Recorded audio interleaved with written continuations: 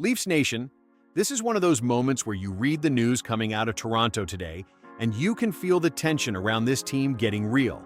I'm Victor, and if you follow this team every day like I do, you know exactly what I'm talking about.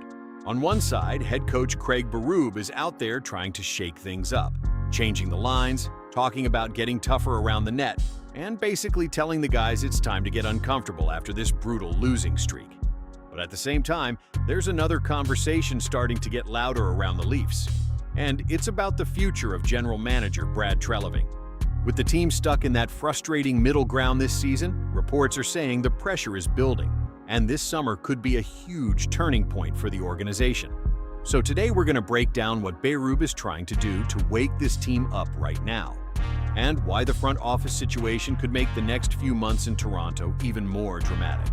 And before we dive into all of that, if you're part of Leafs Nation and you want to see this channel grow, help me reach 1,100 subscribers. Hit subscribe and join the conversation, because around here we talk Leafs like real fans do.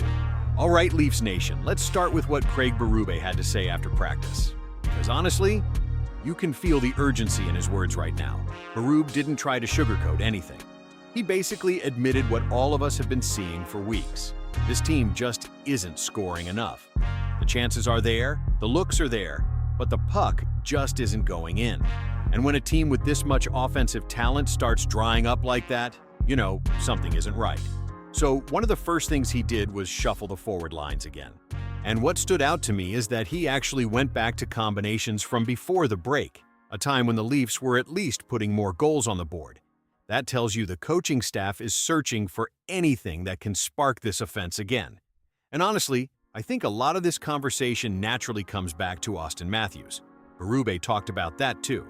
He didn't say Matthews is playing badly, but he admitted there are a lot of little things going on. Hitting posts, goalies making big saves, chances not turning into goals. But the message Berube gave the whole team was pretty clear. They need to get greasy around the net. Basically, stop trying to score pretty goals all the time. Get to the blue paint, put pucks there, create rebounds, create chaos. Sometimes ugly goals are the ones that break a slump. And if you've watched this team lately, you know exactly what he's talking about. There have been shifts where the Leafs move the puck well, get a decent shot, and then nothing happens because nobody's battling in front of the net. Berube even referenced how Tampa scored recently, just throwing pucks toward the net and letting weird bounces happen. That's playoff-style hockey. That's the kind of stuff Toronto needs right now. And then there's the losing streak. 7 games. 7. That's the part that really puts pressure on everything. Berube basically told the players it's time to get uncomfortable. His exact message was that the team needs to get their noses dirty. In other words, stop playing comfortable hockey and start playing desperate hockey. And the timing of that message is interesting, because the next game is against Montreal. If you know anything about this franchise, you know that rivalry still means something. Berube even said it himself. If you can't get fired up for that game, something is seriously wrong. Now, another piece of this that caught my attention is how Berube talked about some of the younger players, especially Easton Cowan. He actually sounded pretty encouraged. He likes Cowan's energy, the way he carries the puck up the ice, and the plays he's been creating.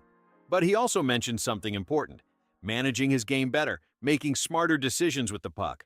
That's the kind of development you expect from a young player finding his way at this level. Right now, Cowan is part of a line with Jacob Quillen and Nick Robertson, and Berube even said those guys showed some chemistry before and looked good together again in practice. That's one of those little things coaches try when a team is struggling. Sometimes a new line combination just clicks. Then there's Morgan Rielly. Berube didn't single him out in a negative way, which honestly I respected. He basically said the whole team has had a tough year, not just Rielly. But he did mention that Rielly and Carlo have been pretty steady recently. Still, Berube also hinted that Rielly could contribute more offensively, jumping into the play more, getting more pucks on net from the point, especially on the power play. And that's something Leafs fans have been saying all season. Another thing Berube addressed was player fatigue. At this stage of the season, guys are always banged up, but he said the team just had a break and some days off, so he doesn't feel like they're at the point where players need extra rest yet. But the most interesting comment from Berube might have been when he talked about the future of the team. He said he still believes in this core. He said the Leafs have a lot of good players and that this has simply been a down year. His focus right now is to keep fighting through the rest of the season and then evaluate everything when the year is over. And that right there is the line that really sticks with me. Because when a coach starts talking about evaluating things at the end of the season, bigger conversations are coming.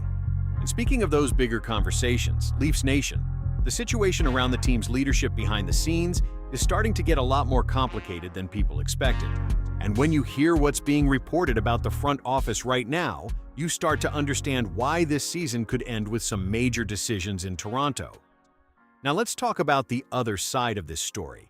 Because while Craig Berube is trying to fix things on the ice, there's a whole different kind of pressure building off the ice right now. And it's centered around general manager Brad Treliving. According to reports and conversations circulating around the league, including commentary connected to Darren Dreger, the noise around Treliving's future in Toronto is getting louder than anyone expected a few months ago. And honestly, if you're following this team closely, it's not hard to understand why. Remember, back in May of 2025, the expectation was that Treliving would stay in place after Brendan Shanahan's departure. At that moment, the idea was stability. The organization wanted continuity. The message was basically, keep building with the core and push forward. But fast forward to now, and the situation feels very different. The Leafs are sitting at 27-25-11, and that record right there is the worst possible place a team like Toronto can be. Not terrible enough to force an immediate rebuild, but not good enough to convince anyone things are working. It creates this weird middle ground where nobody is happy. Fans aren't patient anymore. Ownership wants answers, and the front office has to explain what the plan actually is. That's why the reports saying Treliving hasn't been told anything definitive about his future hit so hard right now. Because when a team lands in a season like this, every decision suddenly gets magnified. Sportsnet even described the trade deadline as a kind of snapshot of the season itself. Big expectations going in, and then an underwhelming result that left people with more questions than answers. Treliving did take responsibility for some of the roster construction issues, which I'll be honest, I respect. A GM owning that kind of thing matters. But here's the reality. Leafs Nation doesn't just want someone to admit there's a problem. We want to know what the solution is. And right now, that solution isn't obvious. You can actually feel the mood in the fan base shifting. It's not even pure anger anymore. It's more like exhaustion. That skeptical feeling when people have heard the same promises too many times. And the problem is, when that happens, the GM becomes the focal point. Every move gets judged harder. Every contract clause, every trade, every roster decision. If the organization is really considering reshaping the core this summer, which some people around the league believe could happen, then those are the kinds of decisions that define a GM's career. And sometimes when a team reaches that kind of crossroads, ownership starts asking a difficult question. Do we want the same person making those decisions, or do we want new hands on the wheel? Now, to be fair, there's one important detail here. If MLSE had already decided they wanted Treliving gone immediately, we probably would have seen that move happen already. Organizations usually act quickly when they're sure. Instead, what it looks like right now is that everything is heading toward an end-of-season evaluation, which means every remaining game for the Leafs is basically part of the evaluation process, not just for the players, but for the entire direction of the organization. And when you step back and connect that with what Craig Berube said earlier today, it actually paints a really interesting picture of where the Leafs are right now. Berube is saying he still believes in the core. Off the ice, the organization is quietly approaching a summer that could define the future of the Leafs for years. And as a fan, I'll be honest with you, this moment feels decisive. Either this group finds another level and proves the belief in that core is justified, or the pressure we're starting to see right now is going to lead to some very big conversations when the season ends. So, when you put these two things together, Leafs Nation, the picture of this moment becomes pretty clear. On one side, you've got Craig Berube trying to push this team back into competitive hockey. He's shuffling the lines, asking the players to get dirtier around the net, telling the group they need to get uncomfortable and start playing with urgency again. And you can tell he still believes in this core. He said it himself. He thinks the Leafs still have a lot of good players and that this season has just been a down year. But on the other side of the organization, the pressure is clearly building around the direction of the team. When reports start circulating about the future of the general manager, when the front office starts getting evaluated, and when the team is stuck in that frustrating middle ground in the standings, that's when every game starts to matter even more. Because now, it's not just about trying to end a losing streak. It's about proving that this core, this roster, and this plan are still the right path forward for Toronto. And as a fan, I think that's why the next stretch of games is going to feel so important. If this team responds, if they start playing harder, scoring those gritty goals Berube talked about, and show some fight, then maybe this season really is just a bump in the road.